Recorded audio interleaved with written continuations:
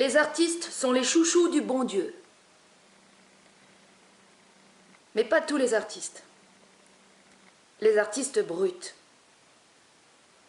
Ceux qui s'expriment de manière directe et spontanée. Plus tu t'exprimes de manière directe et spontanée,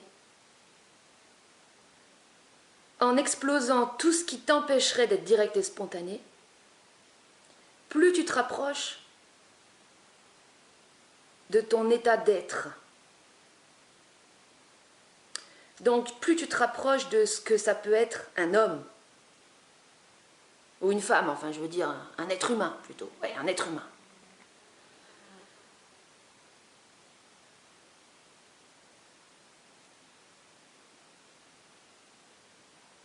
La connaissance de soi peut être un piège. Lorsque ce travail nourrit la réflexion. Parce que la réflexion, c'est le monde de l'illusion.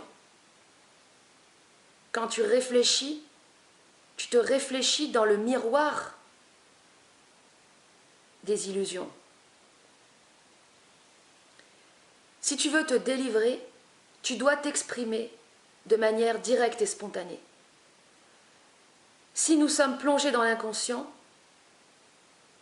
si nous avons été dissociés, c'est parce qu'à un moment donné, nous n'avons pas pu nous exprimer spontanément. Toute mon approche est basée sur l'expression et sur la vibration, à savoir le son, parce que c'est le son qui transforme le plus. Étant donné que tout est vibration, quand tu touches à la vibration, tu touches à la matière, donc tu peux te transformer. L'expression directe, qui utilise la vibration, utilise tous les panels de l'expression. Et le cri est très important. Le cri, c'est ce qui permet d'exprimer le plus large panel d'émotions. Il y a un cri pour chaque émotion. Il y a même un cri pour la honte. Il y a même un cri pour la culpabilité. Il y a un cri pour tout. Alors qu'il n'y a pas toujours une parole pour tout. Il n'y a pas toujours des mots pour tout. D'ailleurs, on dit souvent « Ah, les mots ne peuvent pas exprimer ce que je ressens. » Oui, alors crie, parce que ton cri exprimera exactement ce que tu ressens.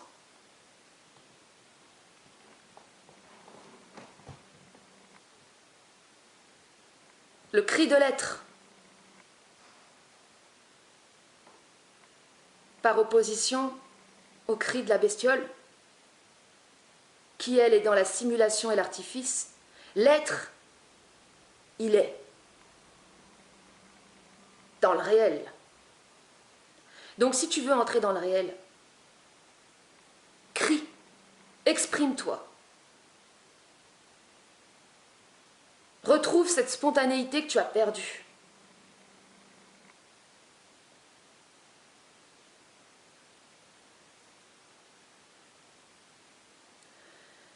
Le fait de pouvoir se filmer en même temps pour se voir et s'entendre est très important parce que quand tu vas te voir et t'entendre, tu vas te reconnaître dans tes différents moyens d'expression. Et c'est ça qui permet la fusion en tant que telle. Le fait de se reconnaître. Ça, c'est très abstrait. « Ah, je me suis reconnu. Est-ce que tu t'es reconnu ?» Moi, j'aime pas ce qui est abstrait, j'aime ce qui est concret. Donc, concrètement, pour se reconnaître, tu as besoin de te voir et de t'entendre. Et un être, ça s'exprime. Un être, c'est du ressenti, il y a des choses qui te traversent, et de l'expression. Mais quand tu ne peux pas t'exprimer, quand simplement tu ressens, tu prends sur toi et que tu empêches l'expression, tu nourris ton inconscient, tu nourris ton illusion. La dissociation a été produite par l'impossibilité de s'exprimer dans l'enfance. Donc, c'est à partir de là que le décrochage et que la coupure avec soi s'est introduite par le biais de la non-expression. C'est ça qui est très important de comprendre. La peur s'introduit en nous du fait qu'on n'a pas pu crier quand on a eu peur.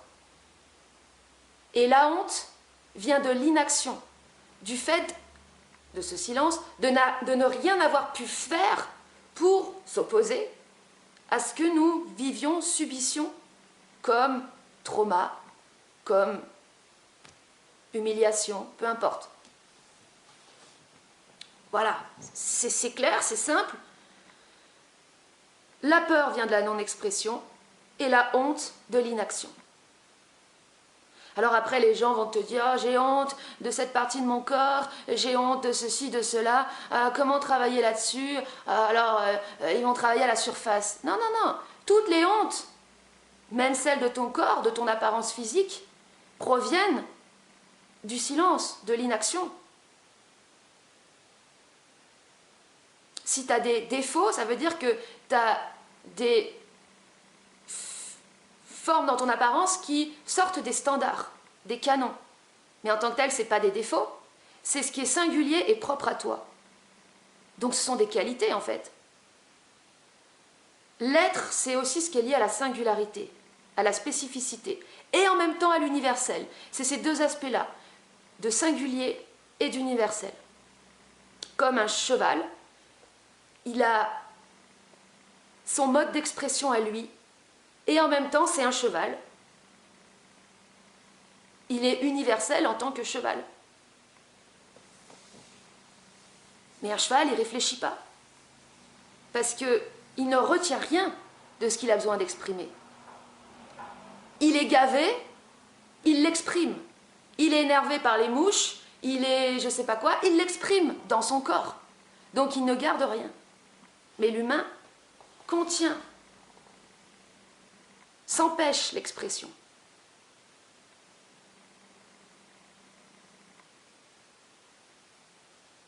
Parce qu'il a été empêché à un moment donné, et à partir de là, il a été programmé à ne plus s'exprimer. Bon, ça n'empêche que tu peux toujours après, avec le temps, plus tard,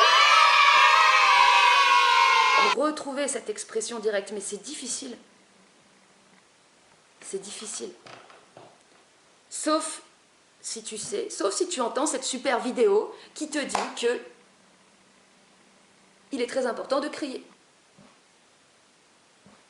Et en même temps, je le répète, de pouvoir se filmer pour ensuite se voir et s'entendre et se reconnaître dans ce mode-là d'expression.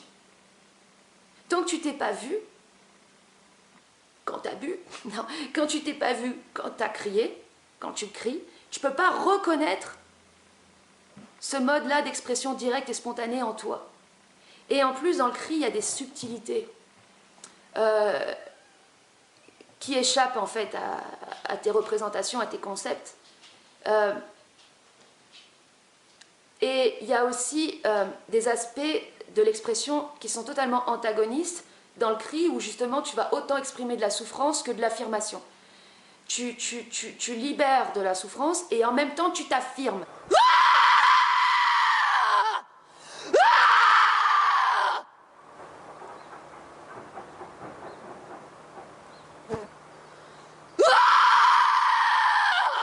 Et ces deux aspects-là dans l'expression sont totalement opposés et se rencontrent dans le cri, mais tu peux pas ça tu pourrais pas l'exprimer dans des mots en fait, ou dans des paroles. Ou tu pourrais, comme je le fais maintenant, le conceptualiser. Mais ça reste là, moi ce que je fais c'est de la conceptualisation, mais c'est pas de l'expression en tant que telle. L'expression c'est quand il n'y a plus du tout d'éléments qui empêchent que ce soit direct. Dans le cri, il n'y a plus de forme, c'est direct.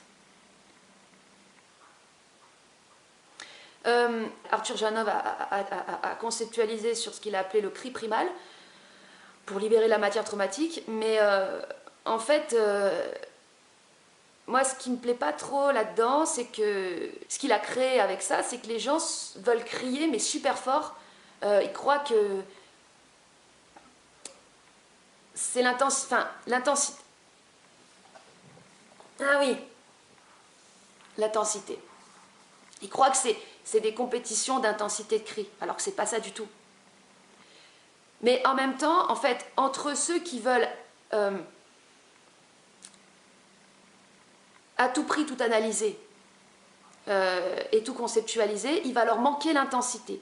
C'est-à-dire que si tu t'exprimes pas avec l'intensité correspondante à ce que tu as vécu, tu ne vas pas pouvoir transformer ta matière traumatique. Exemple, tu as vécu une humiliation dans la cour de récréation quand tu étais enfant.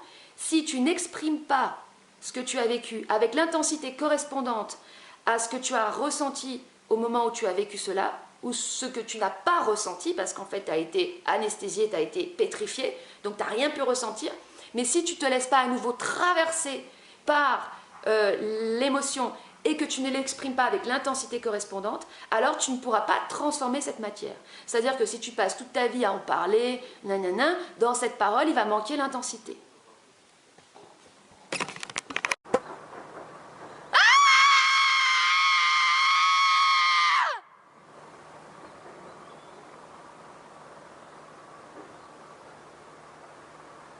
Je viens de capter un truc, c'est que en fonction des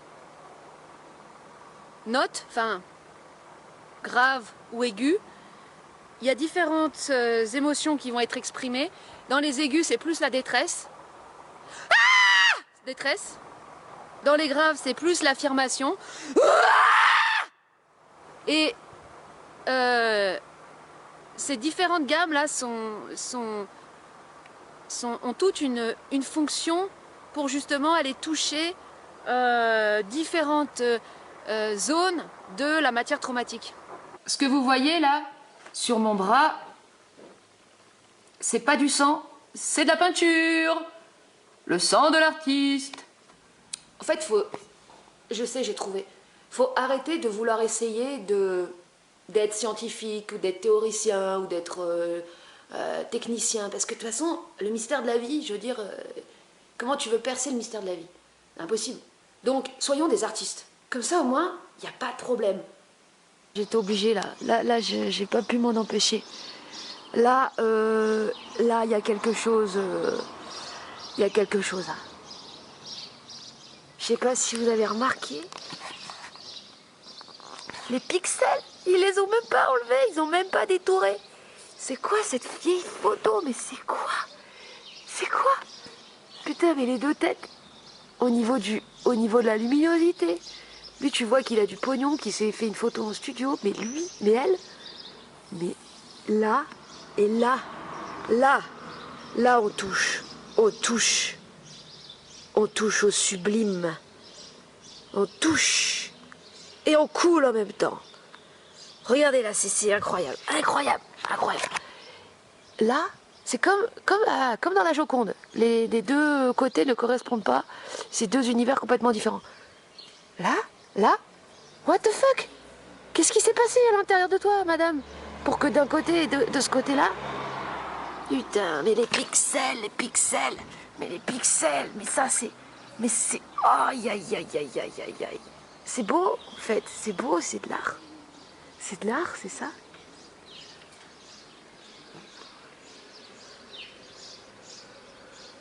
Ah, eux, je crois qu'ils sont avec... C'est quoi, eux? Parti radical. Radical? Monsieur, votre chemise, monsieur, là.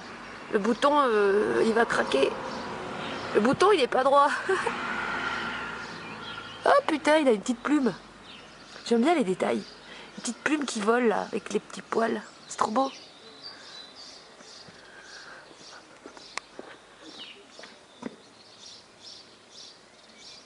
Elle a un sourire, quand même. Attention, je vais te manger. Tendu, serré les mâchoires. C'est serré. Ils font des sourires qui sont tendus, en fait. C'est des petits tricératops, des petits vélociraptors. Là, c'est un petit vélociraptor, là. Je vais venir te mordre. Aïe! Oh, mais ça mord. Mord. Et elle te mord aussi. Elle te mordrait bien. Elle est gentille comme ça, mais... Pas trop s'approcher. Oula! Il a les yeux pas exorbités, mais tout... Il a les yeux tout... pétrifiés un peu. Un petit vélociraptor aussi, celui-là. Putain, alors lui, ça va être un tueur. Ah, ils ont l'air sympas. Ces deux-là, elles ont l'air à peu près... Ah, c'est avec Mélenchon. Capucine. Capu pour les intimes.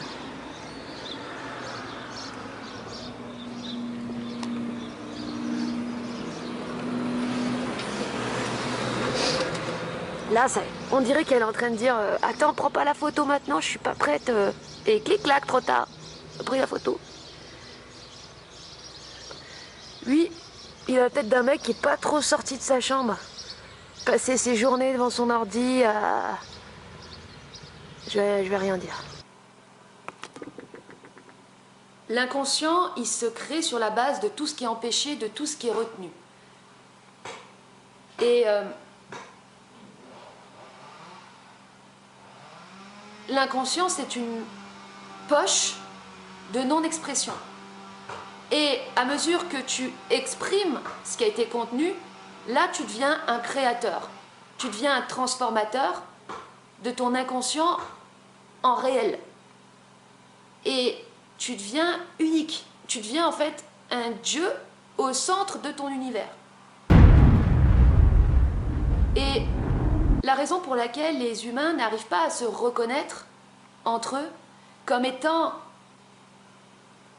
un seul et même être, parce que, enfin moi c'est comme ça que je vois l'humanité, c'est un seul être éclaté en plein de morceaux, comme un Big Bang, complètement éclaté. Pourquoi les différents morceaux n'arrivent pas à se reconnaître comme étant un seul et même être? Parce qu'ils sont voilés par l'inconscient, par leur inconscient. Mais à mesure que les individus vont traverser leur inconscient, le transformer, l'éclaircir, ils vont pouvoir se reconnaître. Et ce Big Bang qui était dans son mouvement d'expansion va pouvoir se recontracter, ou cet univers qui s'est étendu va pouvoir se recontracter, comme les battements du cœur, et ne refaire plus qu'un. Et là, mais c'est peut-être dans le futur, dans des milliers d'années, quand on se regardera, on se reconnaîtra. Mais en même temps, on ne sera pas tous pareils, parce qu'on sera tous uniques. Et certains parlent de la loi de 1, ou disent comme ça, nous sommes tous frères, nous sommes tous sœurs de lumière. Ouais, super, génial. Si tu n'as pas transformé ton inconscient, tu seras juste ébloui par la croyance qu'on est tous frères. Et puis tu vas te faire enculer dans la vie, tu verras qu'en fait ton frère il peut t'enculer aussi. Donc cette reconnaissance réelle des individus entre eux est indissociable de la reconnaissance que l'individu doit faire d'abord de lui-même. Et c'est en te reconnaissant toi-même que tu peux toucher ensuite à l'universel et que tu peux voir l'humanité comme étant l'émanation d'un seul et même être.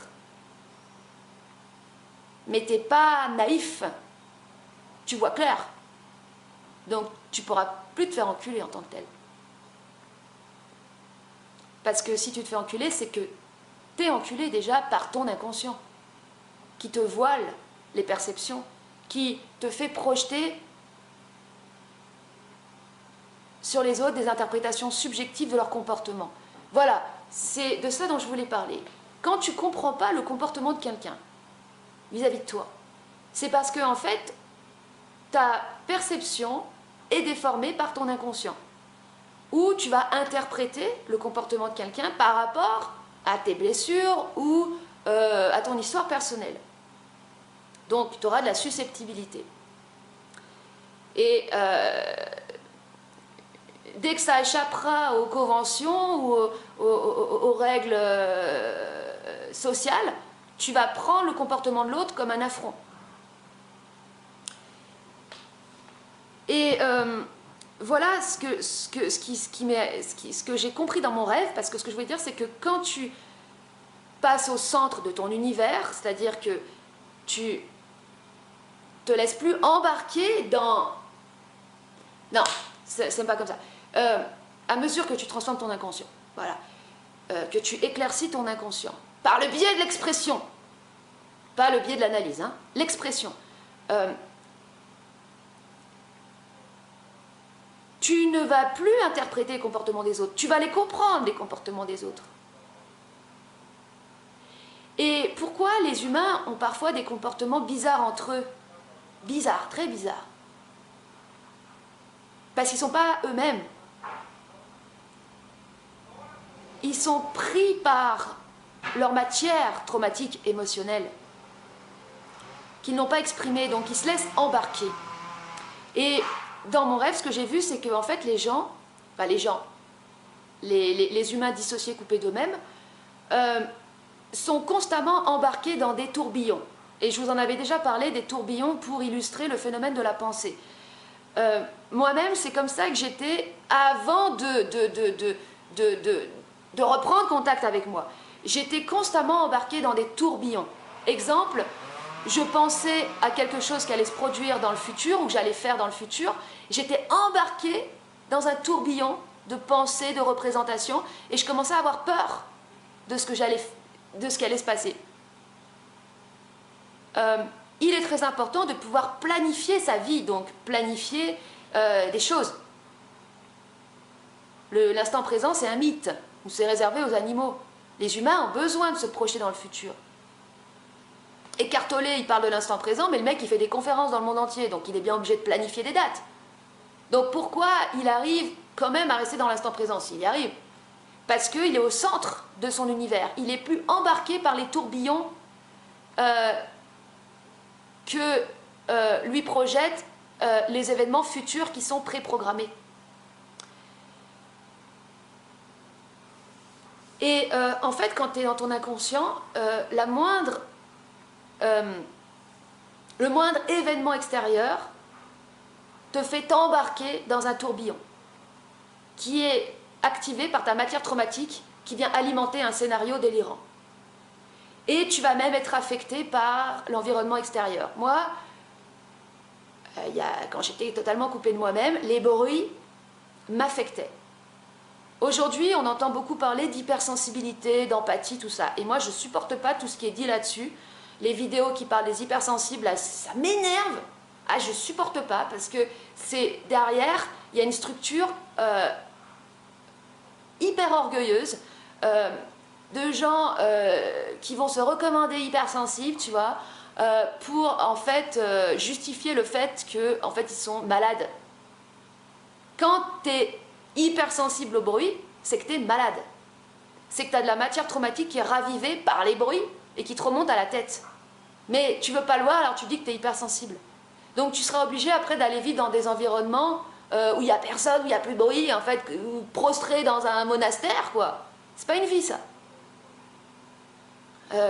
Quand tu es avec des gens, il y a un enfant qui crie.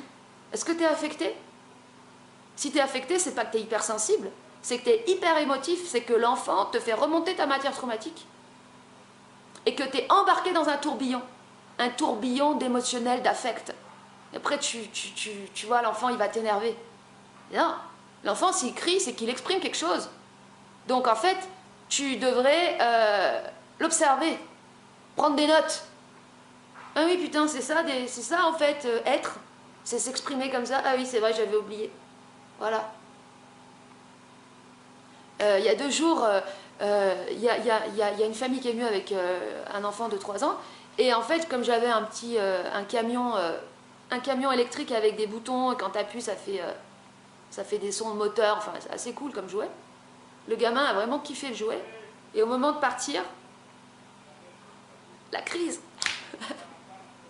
Et je rigole parce que, moi j'ai pas rigolé, mais je l'observais, le gamin, il me faisait rire. Et il me faisait rire parce que un être, c'est drôle, en fait. C'est, comment dire, c'est drôle d'être. C'est la vie, quoi. Et en fait, il s'est mis à courir, super loin, mais tout en restant quand même visible, parce qu'en fait, il voulait montrer quelque chose. Il voulait nous montrer quelque chose. Il n'allait pas partir au fond du jardin qu'on ne le voit plus. Il voulait qu'on le voit quand même. Et il courait avec les bras en arrière, comme ça, et la tête comme ça, tout en vérifiant bien qu'on le voyait. Pour exprimer sa frustration et la montrer à tout le monde. Putain, j'ai les boules. Et il l'a fait, il l'a exprimé. Jusqu'à ce qu'il avait besoin d'exprimer. Et quand je l'ai revu le lendemain, ben, il était content. Alors que les adultes, eux, ils n'expriment pas, ils gardent, ils ont une frustration, et le lendemain, quand tu les revois, ils sont voilés. Il y a quelque chose, il y a un voile devant les yeux. Ils sont éteints. Ils ont les yeux mi-clos, ils sont dans une espèce de nappe grisâtre. Alors, ils peuvent être super opérationnels pour le travail et avoir une énergie de ouf pour bosser, un truc de fou. Ça n'empêche qu'ils sont anesthésiés. Parce que l'anesthésie, ça veut pas dire juste tu restes dans ton pieu, tu sors plus. Par ailleurs, tu peux être dans ton lit avec un état de présence très élevé. Mais ils sont endormis au niveau de leur conscience. La conscience, c'est de l'intensité, c'est du feu. La conscience, ça désigne ce qui était appelé avant l'esprit. Comme l'inconscient désigne ce qui était appelé avant l'âme. Et la rencontre entre les deux, entre l'âme et l'esprit, entre l'inconscient et la conscience, c'est ça l'être. C'est ça qui fait ta singularité, c'est ça qui fait ce que tu es. Mais pour être, tu as besoin que l'esprit, que le feu de l'esprit, ou le feu de la conscience, passe au travers de ton inconscient pour lui donner vie. Et dans le cri, c'est là que tu canalises le plus d'énergie, d'intensité. Donc c'est là finalement que tu es le plus créateur. Et pour ma part, je me suis toujours exprimée. En fait, quand à l'adolescence, j'ai eu cette opération des dents de sagesse qui a fait que j'étais plus la même personne après. J'arrivais plus à parler. En fait, je suis rentrée dans une sorte de silence. Mais je me suis mise à m'exprimer en faisant des dessins. Donc, naturellement, j'étais dans... je savais que c'est l'expression qui allait me délivrer. Sauf que je dessinais. Donc, je ne touchais pas encore à la vibration. Et je me suis exprimée comme ça pendant très longtemps, pendant des années, pendant 10 ans. Mais je ne me suis pas transformée en tant que telle. Parce que mon expression était silencieuse. Et c'est au moment où mon expression a commencé à devenir sonore que là, il y a eu de grandes transformations.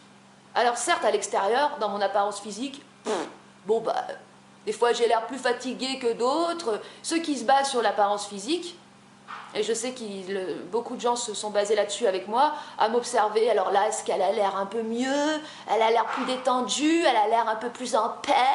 Oh non, là, elle va pas bien, elle s'énerve. En plus, là, elle a l'air fatiguée. Ah ben, ça veut dire qu'elle est possédée par une entité.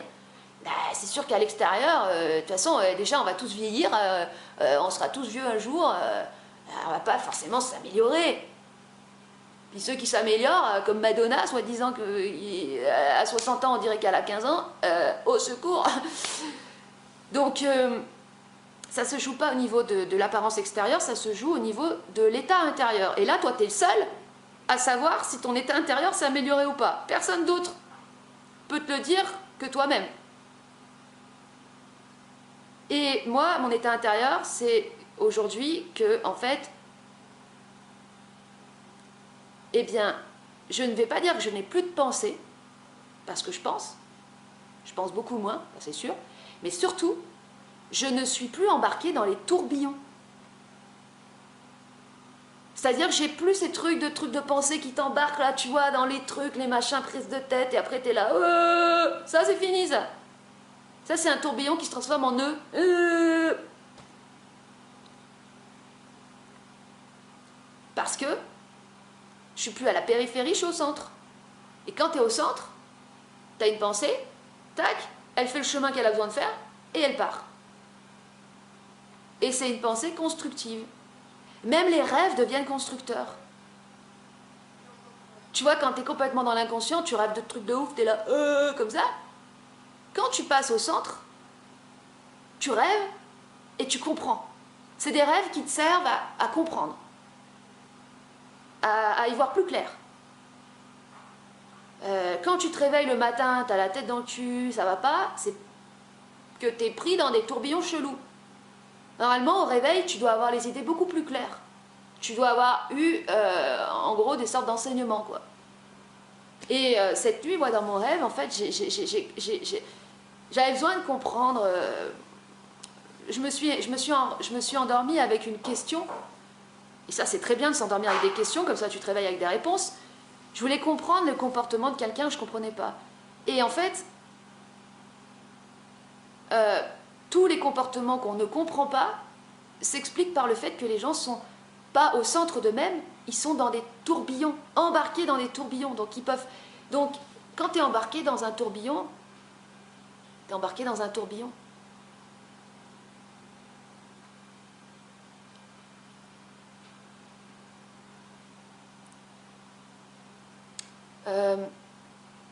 Les personnes que tu vas trouver les plus normales ou les plus humaines sont, dans la plupart du temps, des personnes qui ont un super contrôle d'elles-mêmes. Et en fait, le contrôle, c'est une tension permanente qui génère beaucoup de fatigue et d'épuisement. Et qui, en fait, qui te pompe ton énergie. Quand, par exemple, pour savoir si tu es dans le contrôle ou pas, ou réellement dans le lâcher-prise, le lâcher-prise, le lâcher-prise vient naturellement par le fait de transformer ton inconscient, de transformer ta matière traumatique. En fait, plus tu transformes tout ça, plus tu seras naturellement dans le lâcher-prise. Tu n'auras pas besoin de lâcher-prise en tant que tel. Donc, un bon test pour savoir si tu es suffisamment dans le lâcher-prise, c'est d'aller dans des environnements bruyants et de voir si ça t'affecte, de passer du temps avec des gens, c'est-à-dire, mais sortir des choses que tu as l'habitude de faire. Je m'explique. Quand tu as ton boulot, que tu as l'habitude de le faire depuis des années, en fait, tu te reposes dans l'habitude et dans les mécanismes. Et ça te canalise, ça te sécurise. Donc, en fait, tu es dans ta bulle. Voilà, tu es dans ta bulle et tu vas pas forcément ressentir de perturbation. Comme on dit souvent, quand ça va pas, concentre-toi sur le travail, oublie-toi dans le travail. Bah ouais, tu t'oublies dans le travail, donc t'es perdu dans ta bulle. Mais va dans des endroits ou dans des situations où tu n'as pas forcément l'habitude d'aller.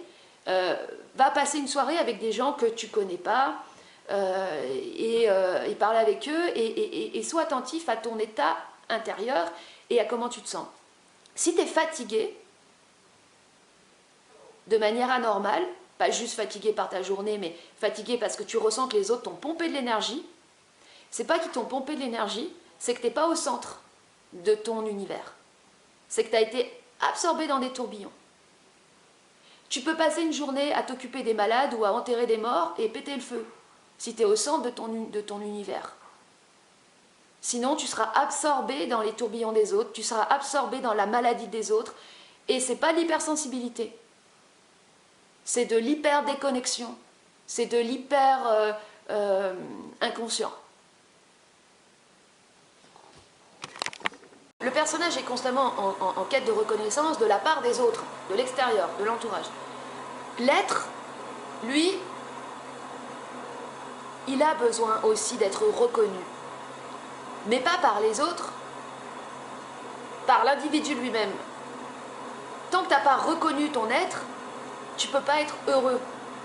T'es coupé de toi-même, t'auras toujours un truc, tu vois, genre, putain, mais il y a quelque chose que j'ai pas fait, il y a une énigme que j'ai pas résolue, il y a, ah, merde, mais je vais trouver un jour, allez, je vais regarder cette vidéo, je vais peut-être trouver la solution. Ah, le seul problème, c'est que t'es coupé de toi-même, c'est tout. Et l'être a besoin d'être reconnu, d'où l'importance de se voir et de s'entendre. Là où c'est subtil, c'est que tout se joue au niveau de la voix.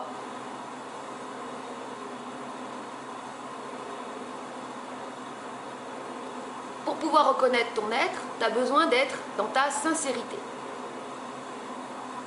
Et sincérité, ça veut dire toi avec toi. Et le grand handicap des gens, c'est qu'ils n'arrivent pas à être avec eux-mêmes. Ils sont avec leur personnage. Tout ce qui n'est pas de l'ordre de la créativité en tant que telle, c'est lié au personnage. La créativité, qu'est-ce que c'est? C'est le fait de s'exprimer.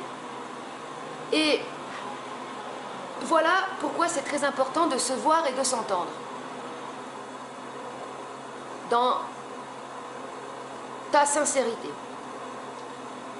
Parce que c'est le fait de pouvoir voir que et entendre que tu as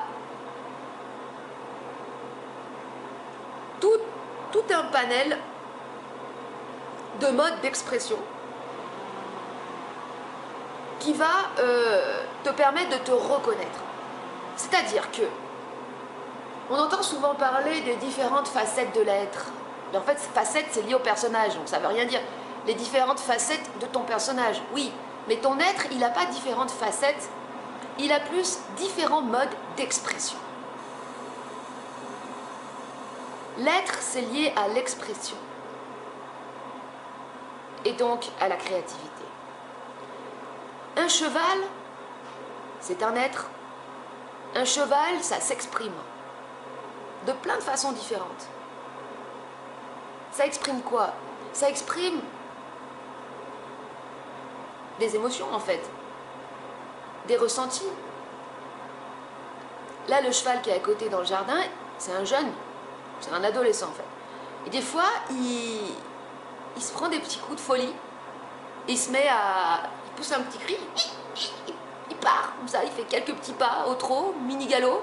Après, il passe dans les branches, il redescend, il est content. Alors, c'est drôle parce que comme c'est un cheval de trait, ça fait vraiment une masse énorme qui se déplace. Et c'est vraiment mignon. Ouais. C'est bon? Ok, je vais arrêter. Ah, je fais une vidéo. Nickel. Super. Comment? Ben voilà. Eh ben super.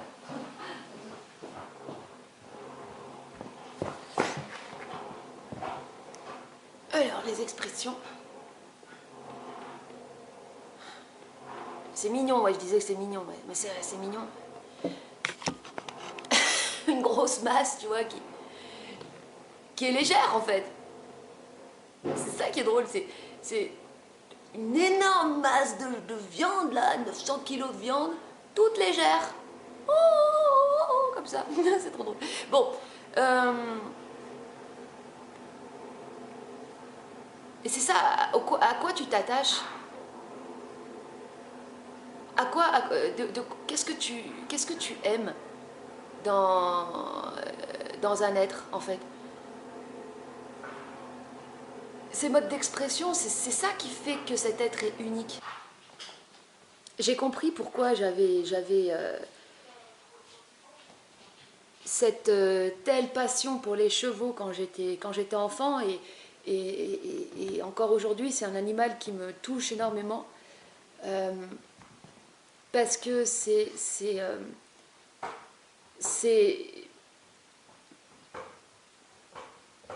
hypersensible. C'est-à-dire que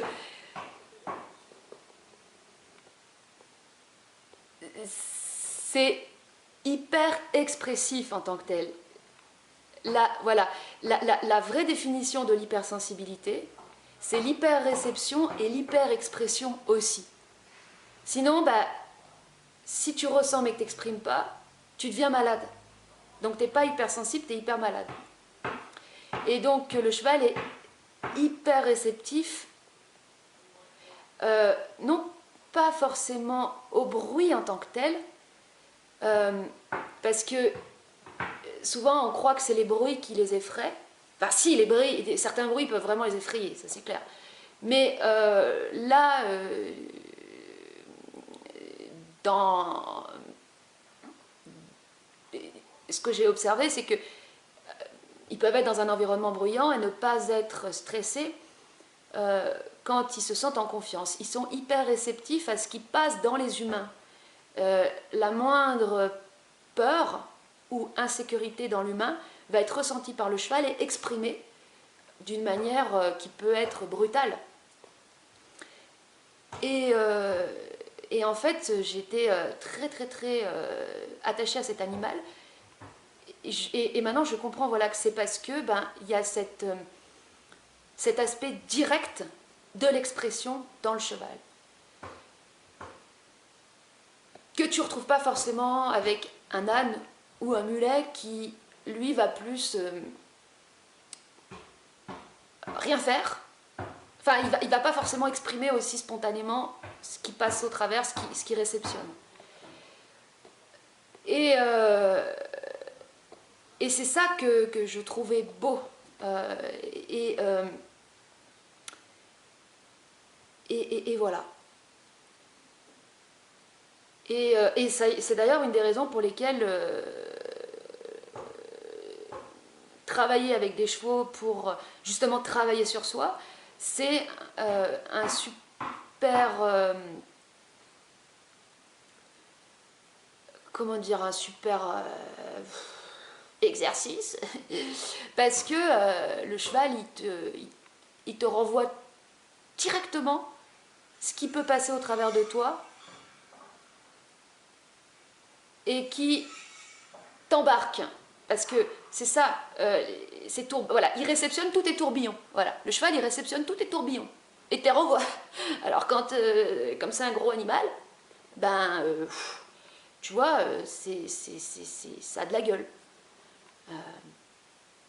C'est pas comme avec un lapin ou un hamster, quoi. Et, euh, et donc ça te contraint à être toujours face à toi-même, c'est-à-dire face à tes tourbillons. Et si tu te laisses embarquer toi par un de tes tourbillons, c'est la cata en fait. Ça devient la catastrophe. Ça peut être un accident. Et, euh, et aussi autre chose, par rapport à la parole et au pouvoir de la vibration, dans une équipe de travail par exemple, la manière dont les personnes vont se parler, ça va être déterminant par rapport à la qualité du travail qu'ils vont réaliser. Quand il y a une bonne ambiance, il y a des bonnes vibes, le travail se déroule bien parce que il n'y a pas de place aux tourbillons qui viendraient ou aux petites bestioles qui viendraient détruire ce qui est en train d'être entrepris. Et pareil avec les animaux, le fait de leur parler, la manière dont tu leur parles, ça va leur transmettre des informations très importantes qui vont leur indiquer si ils peuvent avoir confiance ou pas en toi. Les chiens réagissent énormément à la voix, enfin en fait tous les animaux, hein, et les chevaux énormément, ils réagissent énormément à la voix, à la qualité de ta vibration. Ils vont sentir dans ta vibration s'il y a du tourbillon, s'il y a de la peur. Et là, s'il y en a, c'est waouh, c'est dangereux pour toi et pour le cheval aussi. Voilà. Et à l'inverse, enfin moi c'est ça, je me rappelle vraiment quand j'étais enfant, j'avais la possibilité donc de m'occuper de 2 chevaux toute seule, où il n'y avait personne, je n'étais pas dans un poney club, parce que dans les poney clubs il y avait souvent des catastrophes, parce qu'il y avait du stress de partout, et il y a eu plein d'accidents, il y a eu plein de... Moi, même d'y aller, ça me stressait. Alors j'y allais quand même parce que j'adorais les chevaux, mais j'y allais avec la boule au ventre, je disais, ah putain, mais qu'est-ce qui va se passer aujourd'hui, je sais pas. Mais quand j'y allais et que j'étais toute seule avec les 2 chevaux, et en fait, c'était incroyable. J'étais j'étais comme dans un univers où, comment dire, où en fait j'étais 100% en contact avec mon être. J'étais, voilà, je pouvais être.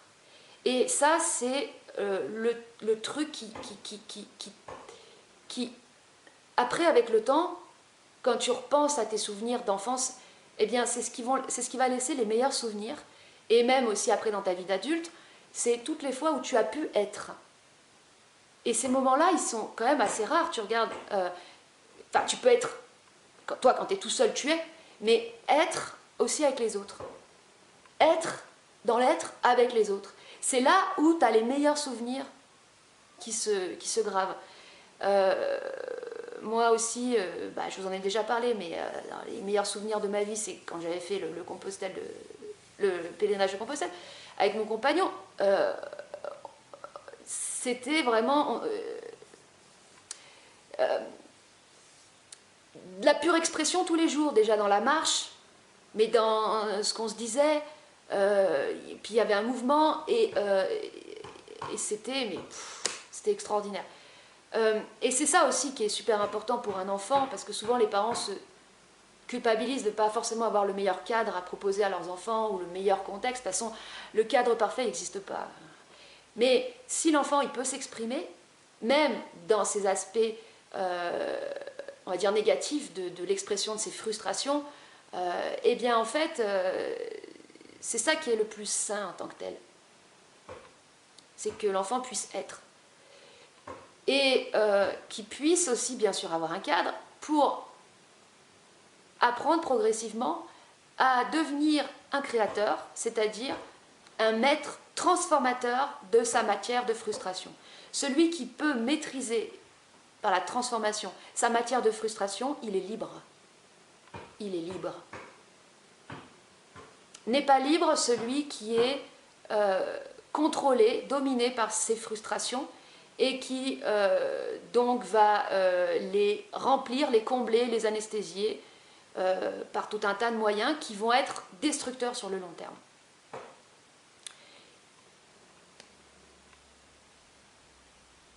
C'est en apprenant à faire quelque chose de tes frustrations et en étant créatif à partir de ces dernières que tu deviens libre.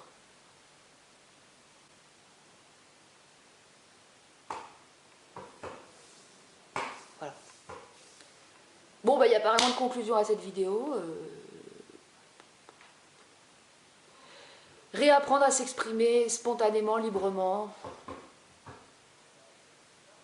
Mais même, par exemple, là, comme ça a été le cas dans le petit extrait que j'ai passé au début, où je crie dans un champ, enfin...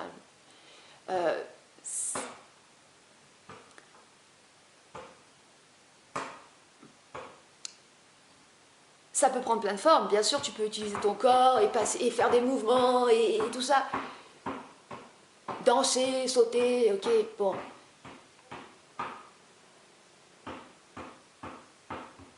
Si tu veux qu'il y ait une réelle transformation, utilise la vibration.